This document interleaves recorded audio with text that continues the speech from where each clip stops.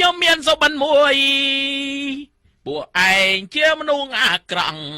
ខ្ញុំមានសុបិនមួយពួកឯងជាមនុស្សអាក្រក់ខ្ញុំមានអធិពលខ្លាំងថ្ងៃក្រោយជួបគ្នាថ្ងៃក្រោយជួបគ្នាហេលោកគ្រូដូចជាលោកគ្រូលោកគ្រូលោកគ្រូលោកគ្រូលោកគ្រូលោកគ្រូលោកគ្រូលោកគ្រូលោកគ្រូអេលោកគ្រូណាពីនោះសួស្ដីសួស្ដីសាច់ច្បងចាំទទួលទេចាំទៅណា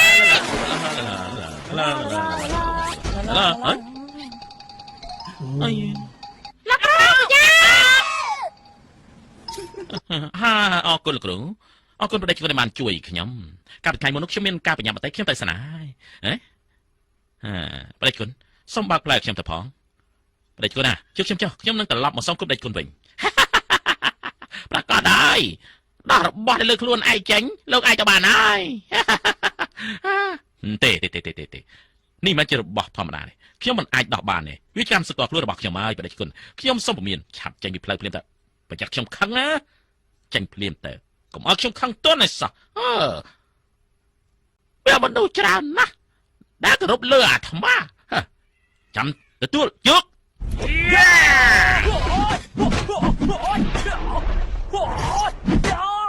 ទទួលយក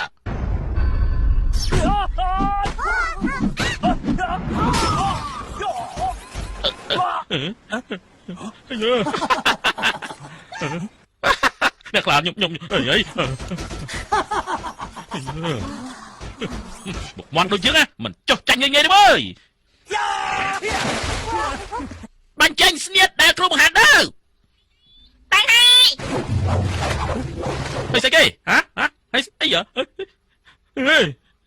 ហើយស្អីគេអញខ្លាំងម្ល៉េះ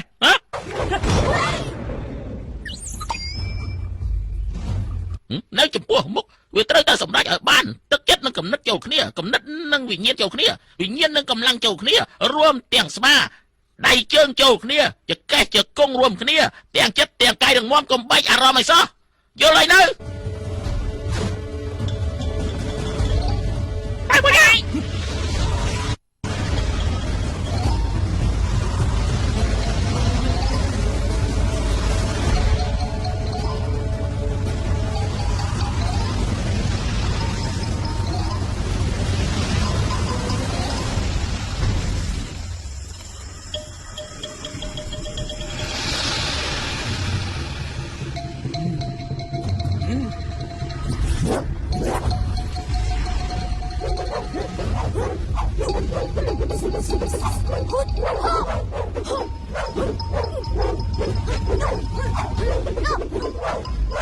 ក្បាច់ទី3ត្រូវវាយឲ្យចំសរសៃទី9វិធីមាន 100000 ក្បាច់ក្នុងនោះមាន100ក្បាច់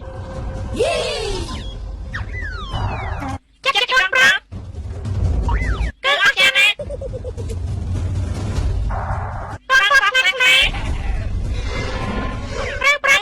ជាវិញ្ញាណណាស់លោកគ្រូត្រូវរបស់ខ្លួនឯងលោកគ្រូត្រូវរបស់ខ្លួនឯងអាវុធជើហើយត្រឡប់ទៅថ្វាយបង្គំព្រះវិញទៅ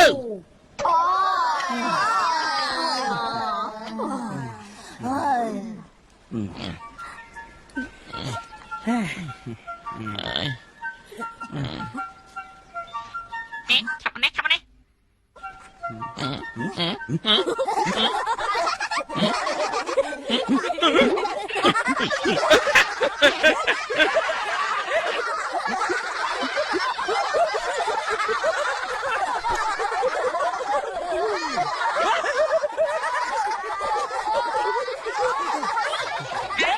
រូបគេតែមិនខ្លាចទេ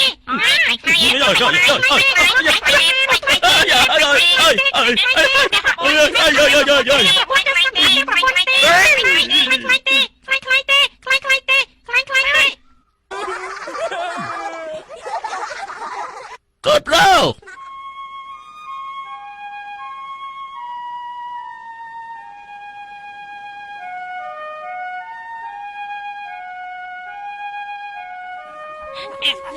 លោកគ្រូគេដាក់បំផ្លាញមកលោកគ្រូគេដាក់បំផ្លាញមកពួកយើងអស់ហើយលោកគ្រូវាហៀងតិចអត់ហើយលោកគ្រូចូលឡើងវិញទៅពួកគេបានចាក់ហ្វាធ្វើបាបទៀតផងឥឡូវពួកយើងបានជួយគេត្រឡប់អីអីទេអីលោកគ្រូខ្ញុំមិនអីទេខ្ញុំ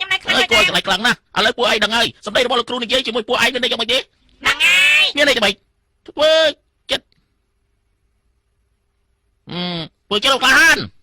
អើធ្វើ